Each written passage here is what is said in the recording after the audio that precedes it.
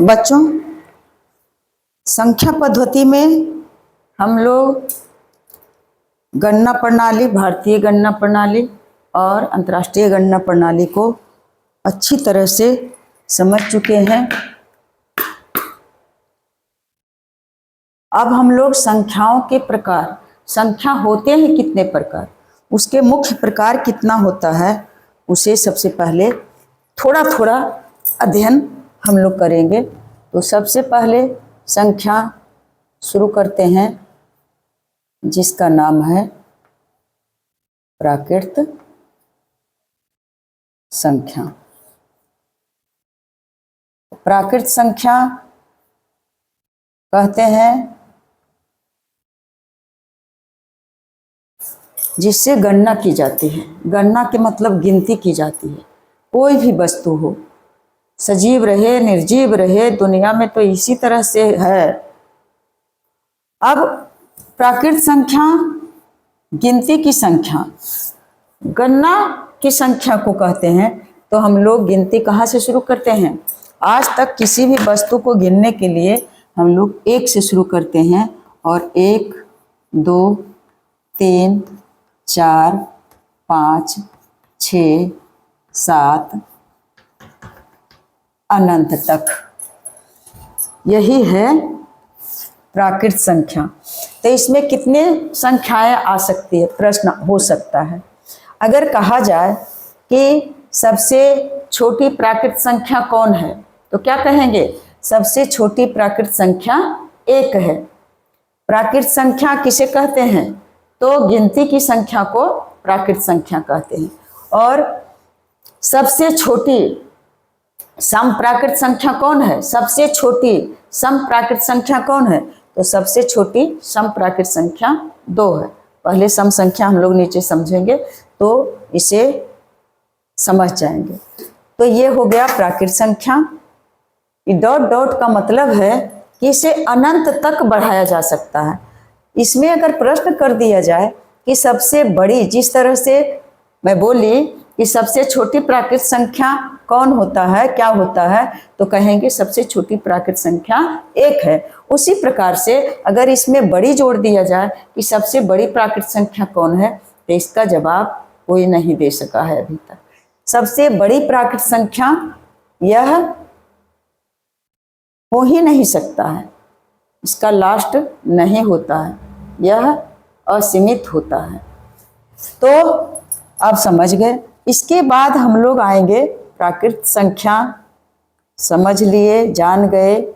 अब बढ़ते हैं पूर्ण संख्या। तो संख्या शुरू हुआ 1 से और लास्ट हो गया जा करके अनंत तक। तो इसमें कहीं बढ़ते जाएंगे तो शून्य का कहीं जिक्र नहीं आएगा। 1 से तो शुरू ही किए हैं, तो बढ़ते जाएंगे तो बना। अब मान लिया जाए कि 5 उंगली है और 1 उंगली में चोट लग गई तो कहेंगे 4 उंगली है। अगर चोट लगी होती दोनों उंगली में तो कितना होता मेरे पास? तो इस हाथ में 3 उंगली रहता। अगर चोट लग गई 3 उंगली में तो 2 उंगलियां बची, और अगर 4 उंगली में चोट लगी तो 1 उंगली बची। कहीं 5 उंगली में भी अगर चोट लगी होती, गिनती की संख्या को कहते हैं प्राकृत संख्या, तो क्या कहते हैं? कितने उंगली बचा? तो 1 भी नहीं। तो यह संख्या जो गिनती की संख्या है, इसमें कुछ खालीपन, अधूरापन लगा। तो कोई गणितज्ञ शून्य का आविष्कार किए। आर्यभट्ट ने हम लोगों को शून्य दिए हैं। तो शून्य आकर के सबसे 2 से इधर से करते हैं, 7 से छोटा 6, 6 से छोटा 5, 5 से छोटा 4, 4 से छोटा 3, 3 से छोटा 2, 2 से छोटा 1, यानी एक सबसे कम है, और एक से भी अगर कुछ नहीं है तो उसके लिए बना शून्य। तो शून्य को लेकर के सभी प्राकृत संख्या पूर्ण संख्या है। शून्य समेत, शून्य 1 2 3 4 5 6 7 8 9 ... कहीं इसका अंत ही नहीं होगा। मैं पूर्ण विराम अंत होता है तो पढ़ता है, इसे इस तरह से कर दें कि यह बढ़ते जाएगा बढ़ते जाएगा। यह जो तीर का निशान है यह बता रहा है कि बढ़ते जाएगा बढ़ते जाएगा बढ़ते जाएगा, इससे बड़ा इससे बड़ा इससे बड़ा। इसमें अंतर क्या हुआ प्राकृत संख्या और पूर्ण संख्या में? इतना ही में तो समझना है बच्चा। 1 2 3 4 5 6 7 8 9 10 11 12 13 बढ़ते जाएगा, और शून्य 1 2 3 4 5 6 7 8 9 10 11 12 13 14 बढ़ते जाएगा। यानी सिर्फ शून्य, शून्य को इस तरह से ढक लिए तो जितना संख्या प्राकृत संख्या में है वही सब संख्याएं पूर्ण संख्या भी है। तो इसमें विशेषता क्या हुआ? शून्य बढ़ा, यानी शून्य से स्टार्ट करके शून्य को लेकर के सभी प्राकृत संख्याएं पूर्ण संख्या होती है। तो अब इसमें कहा जाए कि सबसे छोटी पूर्ण संख्या कौन होता है, तो क्या कहेंगे? सबसे छोटी पूर्ण संख्या शून्य है। सबसे छोटी पूर्ण संख्या शून्य है, और सबसे बड़ी पूर्ण संख्या, तो इसका भी जवाब नहीं में देंगे, सर हिला देंगे। सबसे बड़ी न तो प्राकृत संख्या है और न तो सबसे बड़ी पूर्ण संख्या हो सकती, क्योंकि जो पूर्ण संख्या है वही तो प्राकृत संख्या है, और जो प्राकृत संख्या है वही तो पूर्ण संख्या है। बस अंतर है सिर्फ शून्य को। इसमें आकर के शून्य एक आकर के बैठ गया तो संख्या पूर्ण संख्या। इसका मतलब क्या हुआ?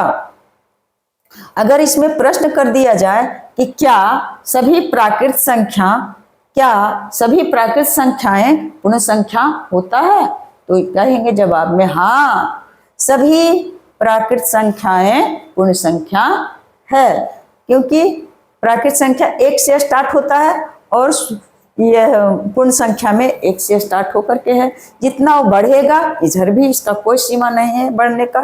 तो सभी प्राकृत संख्या पूर्ण संख्या है, परंतु इसके अपोजिट अगर कहा जाए कि क्या सभी पूर्ण संख्याएं प्राकृत संख्या है, तो क्या कहेंगे? नहीं, सभी पूर्ण संख्याएं प्राकृत संख्या नहीं है।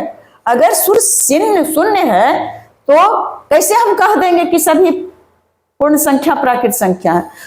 तो इस तरह से कह सकते हैं कि शून्य को छोड़ करके और सभी पूर्ण संख्याएं प्राकृत संख्या होता है। लेकिन शून्य तो है, तो इस तरह से एकदम बेधड़क नहीं कह सकते हैं कि सभी पूर्ण संख्याएं प्राकृत संख्या होता है। नहीं नहीं, इसका जवाब में होगा कि नहीं, सभी पूर्ण संख्याएं प्राकृत संख्या नहीं होता है।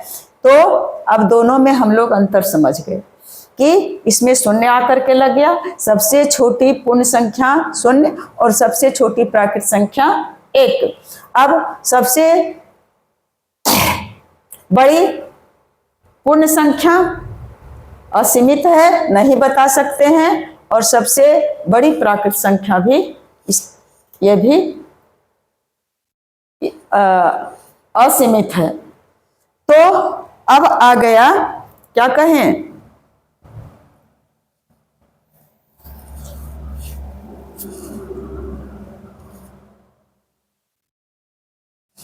अब इसके बाद चलते हैं, शुरू से ही सब संख्या को ही थोड़ा थोड़ा वर्णन कर लेते हैं। सम संख्या, क्योंकि इस बार जो मैं शुरू की हूं तो संख्या पद्धति से शुरू की हूं, और यह मैं इधर उधर रास्ते से नहीं हट करके और लगातार चाहे जो कुछ आए हम उसे ले करके चलेंगे।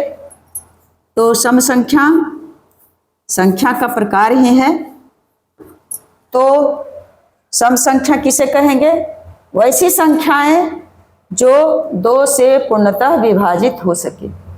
वैसी संख्याएं जो 2 से विभाजित हो जाए, विभाजित तो होगा ही नहीं, कैसे होगा?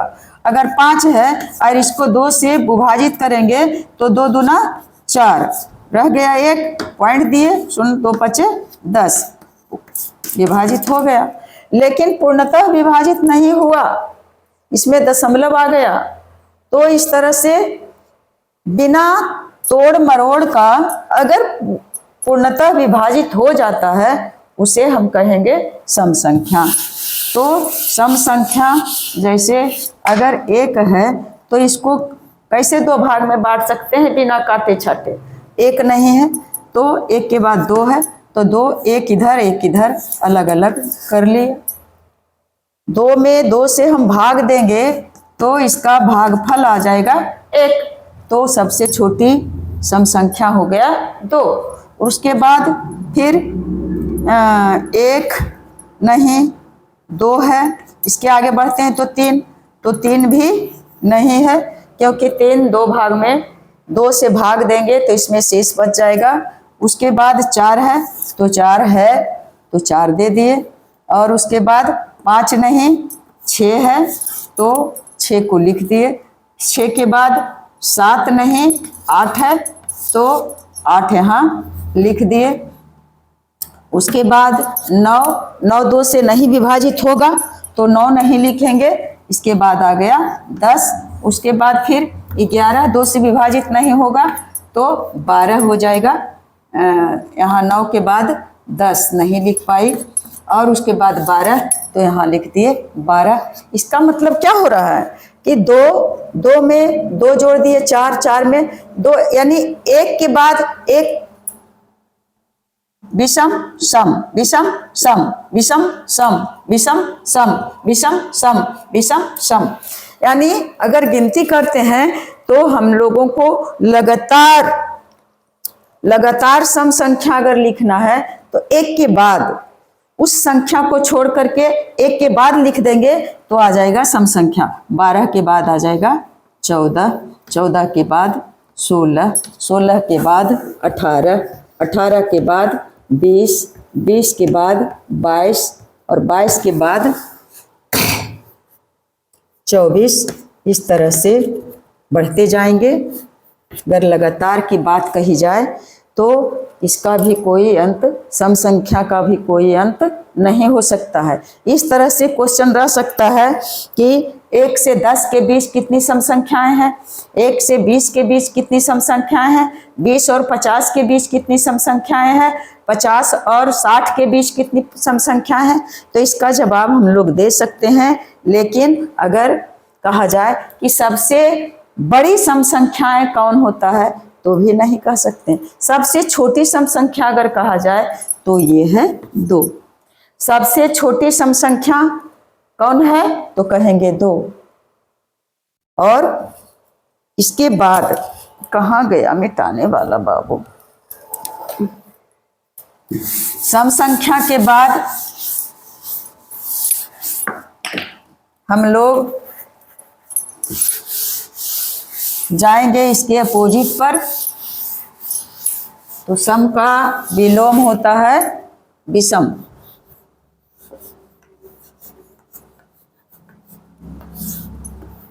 विषम संख्या।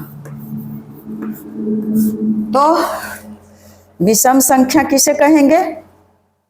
विषम संख्या जब सब सम समझ में आ गया कि 1 से 2 3 4 5 6 7 8 9 10 11 12 13 14 15 16 17 18 19 20, यानी सम संख्या 2 नहीं है। सबसे छोटी विषम संख्या 1 3 5 7 9 11 13 15 17 19 20 के बाद 21। इस तरह से 1 3 5 7 9 11, 13,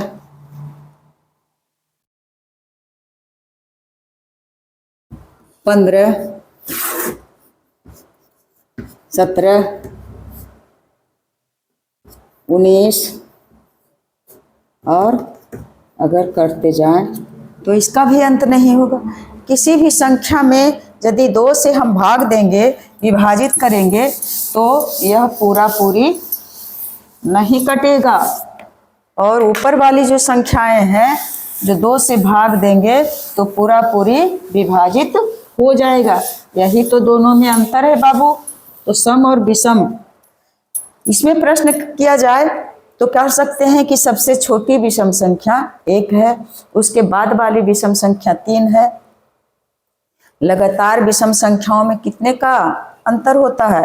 1, 3 और 1 में घटा दिए तो 2, 5 में 3 घटा दिए 2, 7 में 5 घटा दिए 2, 9 में 7 घटा दिए 2, 11 में 9 घटा दिए तो 2, 13 में 11 घटा दिए, यानी 2 का अंतर होता है। सम संख्या में भी वही बात है। 4 में 2 घटाए 2, 6 में 4 घटाए 2, 8 में 6 घटाए। तो सम संख्या हो या विषम संख्या हो, उसमें लगातार सम संख्या या लगातार विषम संख्या में 2 का अंतर होता है। सबसे छोटी सम संख्या 2 होती है और सबसे बड़ी संख्या, सबसे बड़ी विषम संख्या अनंत नहीं है पता, असीमित है, लेकिन सबसे छोटी विषम संख्या 1 है। उसके बाद अगर और आगे चलते हैं तो कौन संख्या पर हम चलेंगे? भाज्य संख्या।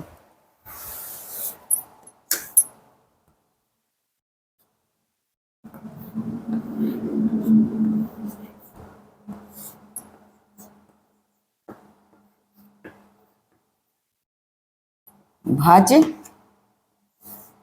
संख्या, भाज्य संख्या किसको कहेंगे? वैसी संख्या जो एक और स्वयं के अलावे कोई और तीसरा चौथा से कट जाता है, विभाजित होता है, वही संख्या भाज्य संख्याएं कहलाती है। तो संख्या 1 से शुरू करते हैं तो 1 मात्र 1 से कटेगा और किसी से नहीं कटेगा, तो यह हो गया नहीं भाज्य है। 2 है तो यह संख्या 1 से कटता है और 2 से कटता है, तो ये संख्या भाज्य संख्या है। 3 है तो यह संख्या 1 से कटता है और सिर्फ 3 से कटता है, इसके अलावा इसके कोई भी अपवर्तक नहीं है, यानी 3 को और विभाजित करने वाला कोई और दूसरा संख्या नहीं है, तो यह भी भाज्य संख्या नहीं है। 4 है तो इसको विभाजित करने वाला 1 है और 4 है, और इसके अलावा 2 से भी कटेगा, यानी 1, 2 और 4। यानी कहता है क्या, समभाज्य संख्या किसे कहते हैं? जो संख्या, वैसी संख्या जो एक वैसी संख्या है, स्वतंत्र संख्या जो सभी को काटता है। 1 को भी विभाजित करता है, 2 को भी विभाजित करता है, 3 को भी विभाजित करता है, 4 को, जितनी संख्याएं हैं सबके विभाजक 1 है।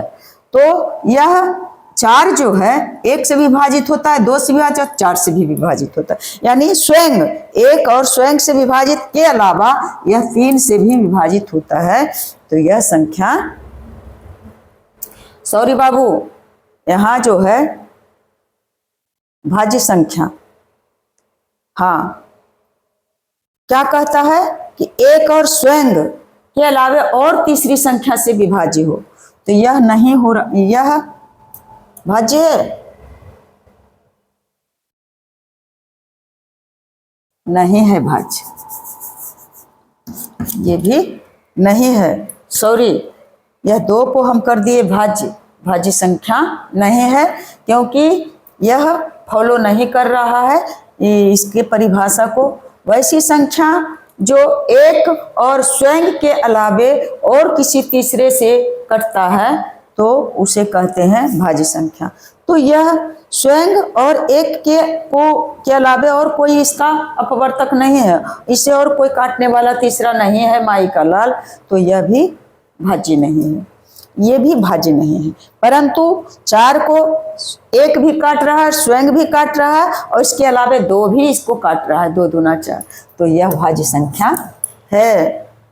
उसके बाद फिर 5 को लेते हैं तो 5 1 से विभाजित होता है और मात्र 5 से विभाजित होता है। 1 और 5 के अलावे 5 को विभाजित करने वाला कोई दूसरी संख्या नहीं है, इसलिए यह भाज्य संख्या नहीं है। 6 है तो यह 1 से विभाजित होता है, 2 से भी विभाजित होता है, 3 से भी विभाजित होता है और 6 से भी विभाजित होता है। यह फॉलो कर रहा है, कह रहा है कि वैसी संख्या जो 1 और स्वयं, यानी 1 से तो विभाजित कर दिया, 6 स्वयं से भी विभाजित हो गया, इसके अलावे और 2 और 3 से भी विभाजित हो रहा है, इसलिए यह संख्या भाज्य संख्या है। तो ये 2 संख्या को लिख लेते हैं, 4 और उसके बाद 6, और आगे बढ़ेंगे, इसको मिटाते हैं या तो और खिसक करके बताती हूँ। अगर 6 के बाद 7 पर चलते हैं तो 7 मात्र 1 और 7 विभाजित करता है, इसलिए यह अभाज्य संख्या है, भाज्य संख्या नहीं है। 8 है तो इसको विभाजक, इसके विभाजक हैं 1, 2, 4 और 8। इसका मतलब क्या हुआ कि 8, 1 और 8, 1 और स्वयं के अलावे भी 2 और 4 से विभाजित हो रहा है, इसलिए यह संख्या भाज्य संख्या है। फिर 9 के विभाजक हैं 1 और 3 से विभाजित होता है, उसके बाद फिर खुद 9 से भी विभाजित होता है, यानी 1 और खुद 1 और स्वयं के अलावे एक 3 ऐसी संख्या है जो इसके अपवर्तक हैं, इसका मतलब यह भी भाज्य संख्या है। तो 6 के बाद है 8 और 8 के बाद है 9 और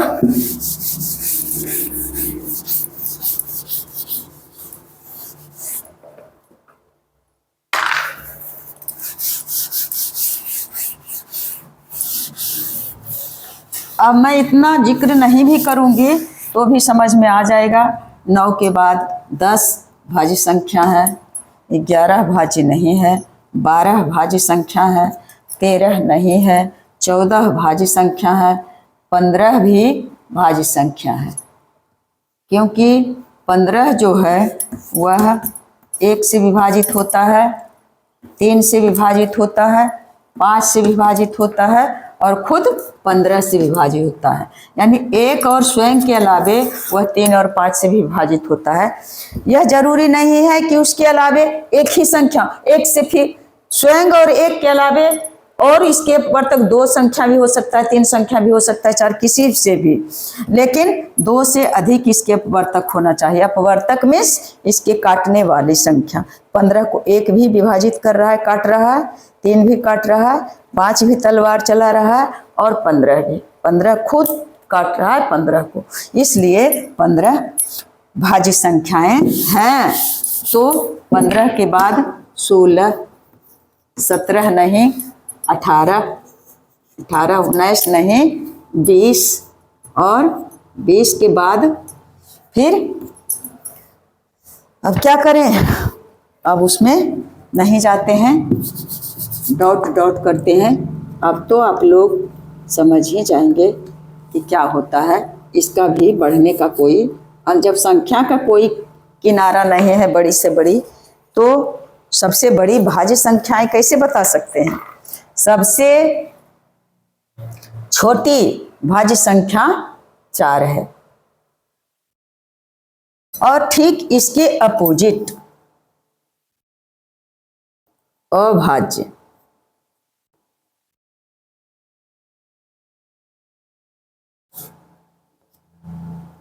संख्याएं।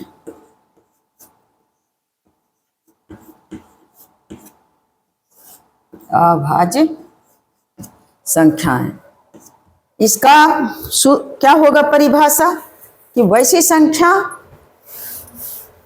जो जिसका अभी जिसको हटाए हैं बीच बीच में, वैसी संख्याएं जो सिर्फ एक से और स्वयं से कटता है।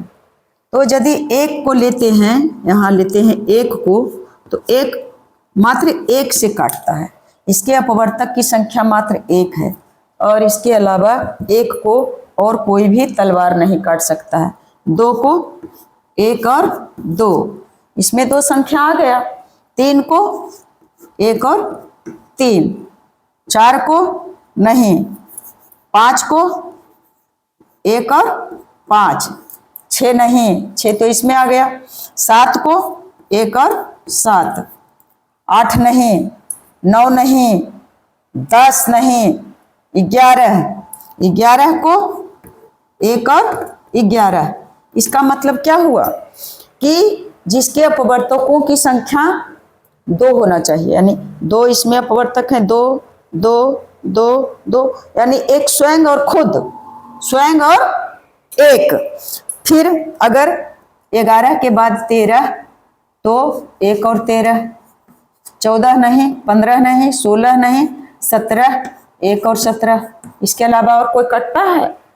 18 नहीं, 19, एक और 19, 20 नहीं, 21 नहीं, 21 भी नहीं, क्योंकि 21 को एक काट रहा है, 3 सते 21, 7 काट रहा है, 3 काट रहा है, 7 काट रहा है और खुद 21 काट रहा है। इसलिए 21 नहीं, 22 नहीं, 23, तो एक और 23 और 24 नहीं, 25 नहीं, 26 नहीं, 27 नहीं, 28 नहीं, 29, एक और 29। इस तरह से ये अपवर्तक है। 13 के अपवर्तक एक और 13, 17 के अपवर्तक एक और 17, 19 के अपवर्तक निष्ठ गुणनखंड, 19 का गुणनखंड एक और 19, 23 का एक और 23, 29 का एक और 29, 2 का एक और 2, सब में जोड़े जोड़े हैं, 2 2 2 2, एक में मात्र एक संख्या है। तो यह भाज्य की सॉरी, ये जो भाज्य में दे दिए हैं एक न, तो ये विषम संख्या इसमें दिए हैं ना, भाज्य में, हाँ भाज्य में नहीं दिए हैं एक को, ठीक किए हैं, मुझे लगा कि एक इसमें दे दिए हैं। तो एक अभाज्य संख्या नहीं है। क्यों नहीं है? क्योंकि एक के गुणनखंडों की संख्या मात्र एक है। इसमें होना चाहिए दो दो गुणनखंड, दो दो अपवर्तक होना चाहिए, एक और एक स्वयं। तो एक है स्वयं है, एक है और स्वयं है, एक है और स्वयं है। इसलिए अभाज्य संख्या शुरू होगा कहाँ से?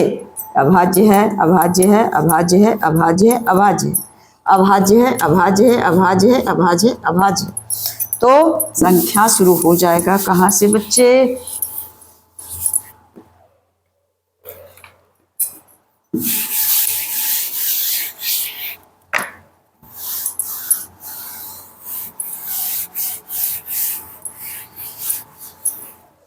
अभाज्य संख्या शुरू हो जाएगा 2 से।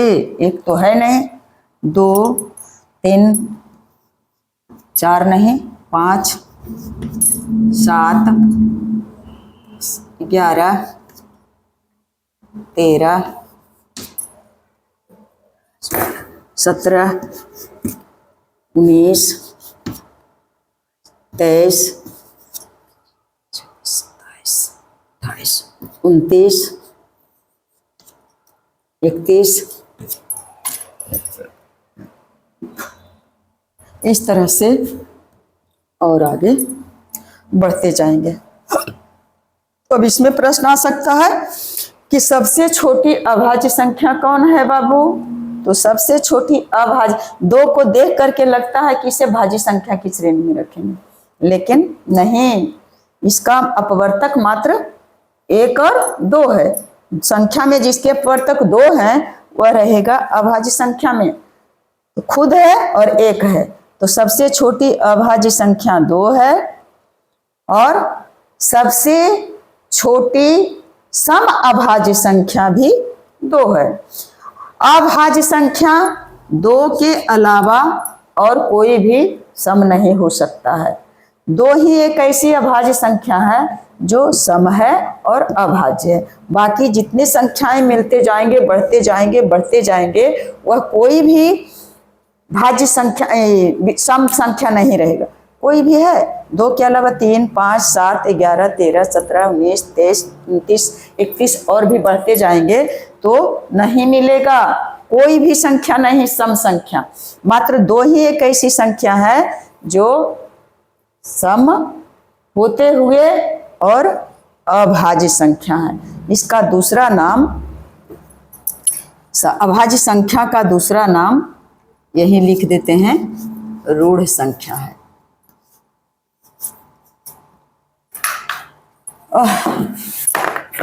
अभाज्य संख्या को रूढ़ संख्या भी कहा जाता है। रूढ़ संख्या इसे कहा जाता है। अब ज़्यादा इसका नहीं करेंगे, सिर्फ दे देती हूँ। 1 से 10 तक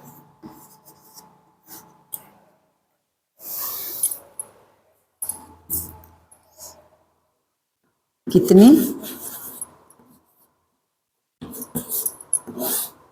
भाज्य संख्याएं हैं।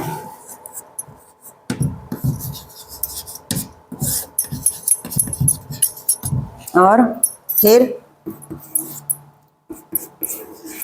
1 से 10 तक कितनी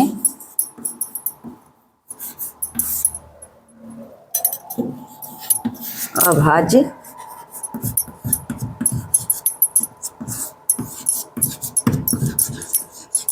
संख्याएं हैं। बस ये तो सामने में है कि 1 से और 10 तक के कितनी भाज्य संख्या है, तो 10 तक के यही तो है। 10 तक 4, 6, 8, 9 और 10 तक 1, 2, 3, 4, 5 संख्याएं। फिर कहता है 1 से 10 तक कितनी अभाज्य संख्या है। 1 से 10 तक कितनी अभाज्य संख्या, 1, 2, 3, 4, यानी 2, 3, 5 और 7, 10 तक में इतना ही संख्या है, 4 संख्याएं हैं। तो अगर हो सके तो इसका जवाब देंगे और फिर मैं कल मिलूँगी अगले वीडियो में। अब ठंड लग रही है, रात भी हो चली है। अब मैं चलती हूँ, खाना खाऊंगी, दवा खाऊंगी और उसके बाद पढ़ना तो मुझे है नहीं। अब बुढ़ापे में पढ़ कर क्या करूँगी। आप लोगों से मैं क्षमा प्रार्थी हूँ कि कहीं बीच बीच में कहीं बोलने में अशुद्ध वर्ड का प्रयोग हो जाता होगा तो आप लोग मुझे क्षमा करेंगे। और मैं फिर दोहराती हूँ कि आप लोग मुझे लाइक कमेंट नहीं कीजिए, कोई बात नहीं, लेकिन देखें ज़रूर पूरा। और बहुत सारे वीडियो ऐसे हैं जो इंस्टाग्राम पर नहीं लोड हो पाते हैं, तो यूट्यूब पर जा कर के ज़रूर देखें बाबू। जय हिंद, जय भारत।